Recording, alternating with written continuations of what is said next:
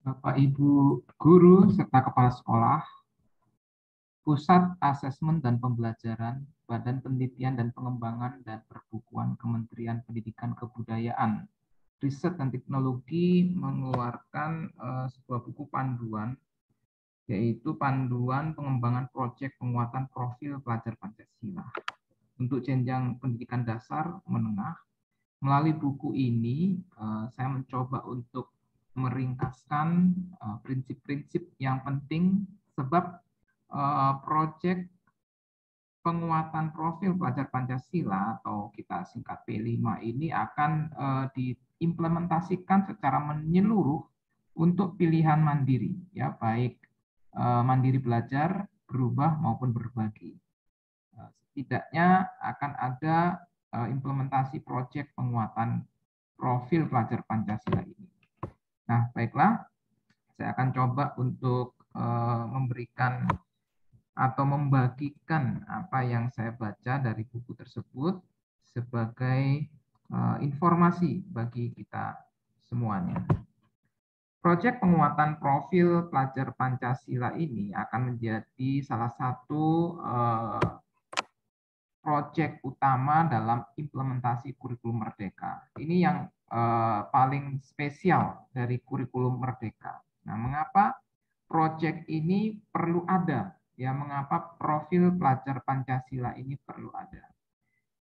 Profil pelajar Pancasila ini dirancang untuk menjawab satu pertanyaan besar, yaitu pelajar dengan profil atau kompetensi seperti apa yang ingin dihasilkan oleh sistem pendidikan Indonesia. Ya, selama ini kan profilnya bergantung dengan visi misi serta karakter sekolah masing-masing. Nah, sekarang akan ada profil secara umum atau holistik untuk sistem pelajar atau sistem pendidikan Indonesia. Nah, kata kuncinya di sini adalah pelajar dan profil atau kompetensi. Kita dapat lihat apa saja kompetensi yang diusung dalam profil pelajar Pancasila. Ya, kita sudah ketahui, ini sudah diinformasikan, disosialisasikan sudah lama ya, sejak mulainya kementerian, direksi kementerian yang baru atau menteri yang baru, Bapak Nadiem Makarim. Nah, yang pertama itu ada beriman, bertakwa kepada Tuhan Yang Maha Esa dan berakhlak mulia. Kedua, berkebinekaan global, gotong royong, ya. Dan selanjutnya hingga ada 6 profil pelajar Pancasila. Keenam profil inilah yang menjadi kompetensi pelajar di pendidikan Indonesia. Nah, ini menjadi dasar proyek profil pelajar Pancasila. Nah, sekarang kita dapat melihat bahwa visi pendidikan Indonesia mewujudkan Indonesia maju, berdaulat, mandiri, dan berkepribadian melalui terciptanya pelajar Pancasila. Ya, profil pelajar Pancasila itu sendiri adalah pelajar sepanjang hayat yang kompeten, berkarakter, berperilaku sesuai nilai-nilai Pancasila. Ya, nilai-nilai Pancasila tersebut yang akan kita implementasikan melalui sebuah proyek. Ya. Nah, implementasinya seperti apa? Ya, bentuk implementasinya ini bisa dalam bentuk intrakurikuler, ya, yaitu melalui muatan pelajaran, kegiatan atau pengalaman belajar terintegrasi dengan mata pelajaran, atau ekstrakurikuler, kegiatan untuk mengembangkan minat dan bakat. Ya, ini berarti ada sebuah kegiatan tersendiri, ya, dan berikutnya juga itu bisa dalam bentuk budaya sekolah, ya, yaitu iklim sekolah, kebijakan, pola interaksi dan komunikasi serta norma yang berlaku di sekolah. Ya, jadi ini ada hubungannya dengan karakter sekolah, ya, karakter di lingkungan sekolah. Nah, kita dapat lihat di sini prinsip-prinsip apa saja dalam proyek profil pelajar Pancasila ini. Yang pertama, holistik. Jadi 6 dimensi yang telah disebutkan tadi itu adalah satu gambaran yang utuh dan tidak dapat dipandang secara terpisah ya. Jadi itu bukan terpisah, tetapi itu harus dipandang secara utuh. Berikutnya adalah kontekstual ya. Jadi kegiatan proyek berhubungan dengan pengalaman nyata peserta didik dalam kehidupan sehari-hari. Nah, ini sangat bagus sekali karena akan berdampak kepada lingkungan sekitar sekolah ya. Jadi dalam proyek ini diharapkan peserta didik dapat memberikan dampak positif bagi lingkungannya. Berpusat pada peserta didik, jadi peserta didik ini menjadi subjek belajar yang aktif dalam mengelola proses belajarnya sendiri. Ini termasuk juga dalam filosofi Merdeka Belajar. Jadi peserta didik menjadi subjek ya, bukan guru. Nah, guru di sini adalah sebagai fasilitator atau pendamping proyek.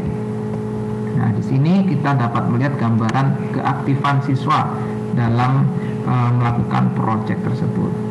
Yang keempat adalah eksploratif, semangat untuk membuka ruang yang lebar untuk proses inquiry atau mengembangkan pertanyaan-pertanyaan kritis dan pengembangan diri.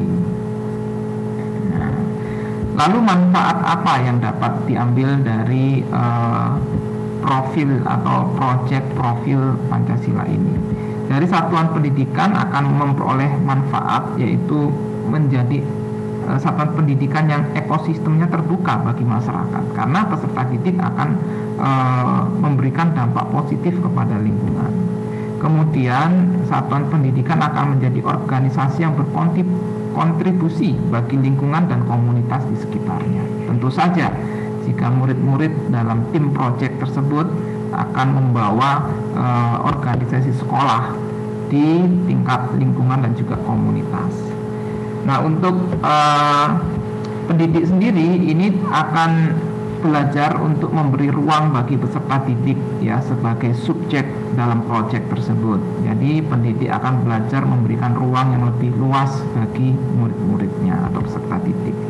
Dan peserta pendidik ini dapat merencanakan proses pembelajaran yang berbasis proyek dengan tujuan akhir yang jelas ya, karena sudah diberikan dimensi-dimensinya, serta mengembangkan sikap berkolaborasi. Dalam hal ini dalam menyusun proyek untuk peserta didik, pendidik sebaiknya membentuk tim fasilitasi yang berkoordinasi kolaborasi dengan sesama pendidik yang lainnya. Untuk peserta didik akan memperoleh manfaat, yaitu memperkuat karakter dan mengembangkan kompetensi tentu saja, dan menjadi pelajar yang aktif dan berkelanjutan, karena ini merupakan proyek tujuan jangka panjang, melatih kemampuan dalam memecahkan masalah dalam beragam situasi belajarnya. Jadi ini sangat penting sekali kegiatan proyek profil pelajar Pancasila. Untuk perencanaan proyek tersebut ini diawali dengan merancang alokasi waktu dan dimensi profil pelajar Pancasila ya. Nanti kita akan dalami pada video selanjutnya. Kemudian yang kedua adalah membentuk tim fasilitasi.